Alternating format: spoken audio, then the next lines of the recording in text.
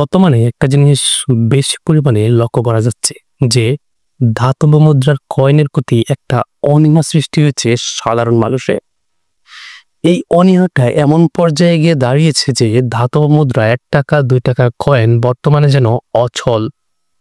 রাস্তাঘাটে বা যে কোনো স্থানে এটিকে ফেলনা অবস্থায় দেখা যায়। নিতে অনীহা জানায় মুদি দোকান থেকে ধরে উপরের শ্রেণীর যত দোকান বা যত বাণিজ্য রয়েছে সব জায়গায় যেন এই মুদ্রার একটা অবমূল্যায়ন।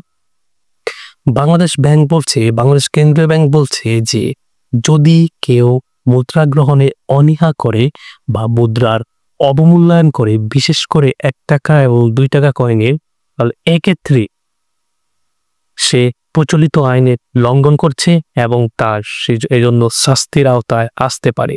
তাই প্রচলিত মুদ্রা যে যত পারেন ব্যবহার করেন, এবং এগুলা যদি কেউ অবমূল্যায়ন করে, অপব্যবহার করে, তাহলে অবশ্যই আইনের দৃষ্টি আকর্ষণ করুন।